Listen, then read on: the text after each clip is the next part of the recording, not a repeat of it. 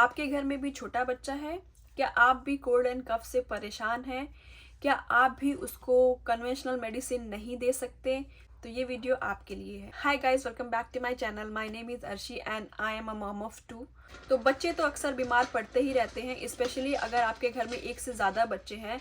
तो अगर एक बच्चे को कोल्ड एंड कफ हुआ तो दूसरा बच्चा भी अफेक्ट होता ही है। लेकिन होता क्या है, बड़ा बच्चा जो होता है उसको तो मेडिसिन दे सकते हैं या फिर घर में घरेलू नुस्खे लाइक सूप, कोई काढ़ा या फिर हनी, ये सब दे सकते हैं।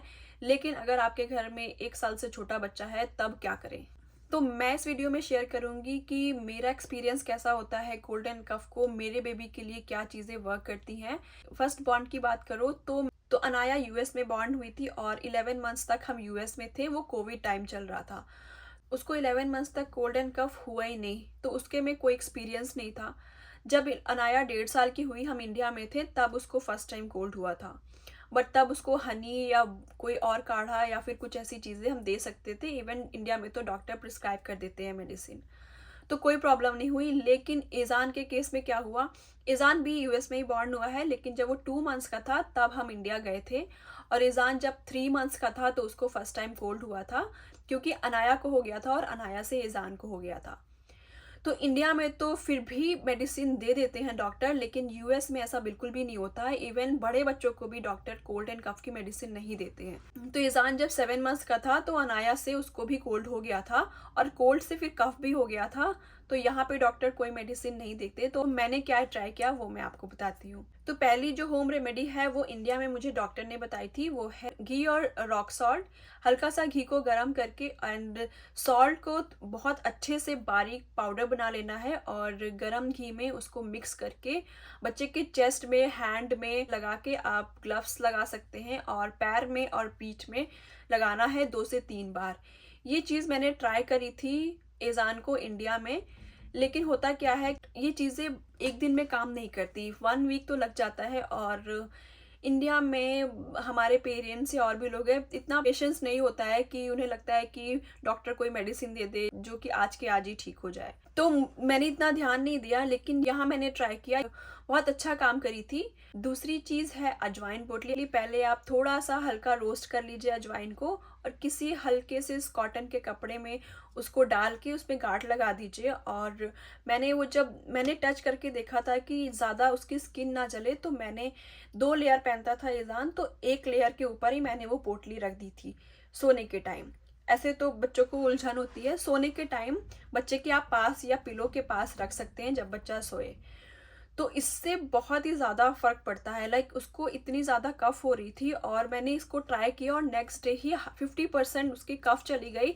सेकेंड डे मैंने ट्राई किया और वो 2 दिन में उसका कफ चला गया।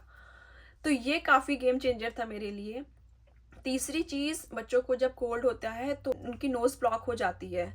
उस चीज़ में क्या करें, तो डॉक्टर्स भी देते हैं सलाइन ड्रॉप। मेरे पास हमेशा सलाइन ड्रॉप होती है। तो जब भी एजान, तो ऐसे में होता क्या है कि बच्चे की स्लीप बहुत डिस्टर्ब होती है।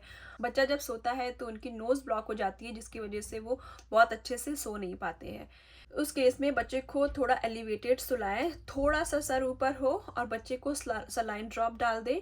अगर बच्चे के नोज़ ब्लॉक है तो सलाइन ड्रॉप डालने के बाद, मुझे क्या बोलते हैं उसको, एस्पिरेटर, मुझे याद नहीं आ रहा कि क्या बोलते हैं, बहुत सारे नोज सक्शन आते हैं जिसको आप यूज़ कर सकते हैं अपने बच्चों के लिए। मुझे क्या वर्क किया दोनों बच्चों में, उसका लिंक मैं डिस्क्रिप्शन बॉक्स में दे दूंगी।